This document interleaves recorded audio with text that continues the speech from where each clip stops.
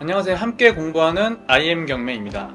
오늘은 주택임대차보호법, 줄여서 주임법에 대해서 알아보겠습니다. 주임법에서 실무상 일어날 수 있는 사례들에 대해서 같이 공부해 보겠습니다. 먼저 다가구용 단독주택의 전입신고를 하는 방법에 대해 설명해 드리겠습니다. 다가구라고 하는 주택은 공동주택에 속하지 않습니다. 건축법에 따르면 건축법에 의한 용도별 건축물 종류상 다가구 주택은 단독주택입니다. 다가구 주택은 개인 한 명이 건물 전체를 소유한 구조의 단독주택을 의미합니다. 최대 19세대 이하만 거주가 가능하며 주택의 전체 면적은 660제곱미터 이하여야 하고 주거로 사용되는 층수는 3층 이하여야 합니다. 다가구 주택에 전입신고를 하려면 임차인이 전입신고를 할 때 집원을 기재하는 것으로 충분합니다. 특별히 거주자의 편의를 위해 구분해 놓은 호수까지 기재할 필요는 없습니다. 다시 말해 구분 소유가 불가능한 다가구용 단독주택에 임차하여 전입신고를 하는 경우에는 집원만 기재하면 전입신고가 가능합니다. 다가구 주택의 호수를 다르게 기재하더라도 임대차의 공시방법인 전입신고는 유효합니다.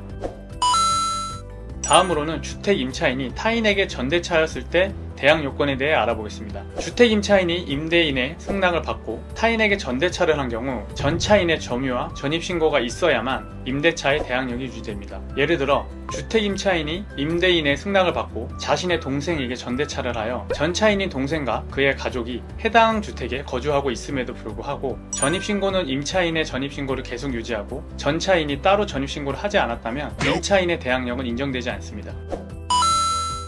이어서 대항 요건인 전입에 배우자나 자녀의 전입이 포함되어 있는지 같이 알아보겠습니다. 주임법의 목적은 국민의 주거 생활의 안정을 보장하는 것입니다. 이런 주임법의 입법 취지와 주택의 인도와 주민등록 전입이라는 공시방법을 요건으로 하여 대항력을 부여하고 있기 때문에 주민등록 전입이라는 대항 요건은 계약자인 임차인 본인뿐만 아니라 그의 배우자나 자녀에게도 포함됩니다. 즉, 남편이 임대차 계약을 체결하였는데 전입신고를 배우자나 자녀만 했더라도 대항력을 취득할 수 있습니다. 다른 예를 들어보겠습니다. 입주, 즉 점유와 전입신고를 마친 주택임차인이 가족의 주민등록 전입은 그대로 두고 임차인 본인만 임시로 다른 곳으로 전입을 한 경우를 생각해 보겠습니다. 임차인 A가 2023년 1월 1일에 그의 아들인 B와 함께 임차 주택의 전입을 마치고 그 후 A의 어머니인 C가 2023년 2월 1일에 전입신고를 했습니다. 그런데 A는 2023년 4월 1일에 일시적으로 다른 곳에 전입을 하고 같은 해 10월 1일에 다시 그 주택으로 전입신고를 했습니다.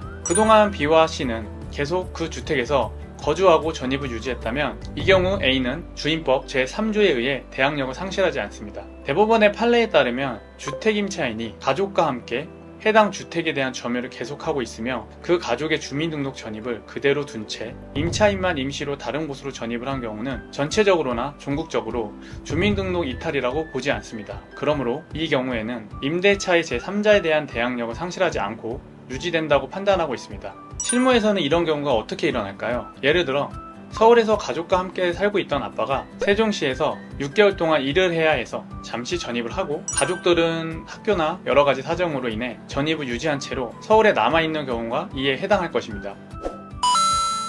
오늘도 주임법에 대해 함께 공부해 보았습니다. 주임법은 경매의 기초가 되는 부분이기 때문에 이를 잘 이해하고 있으면 경매 투자 시에 큰 도움이 되며 지식적으로도 아주 탄탄해질 수 있습니다. 이 영상이 도움이 되셨다면 좋아요와 구독, 알림 설정까지 부탁드리겠습니다. 감사합니다.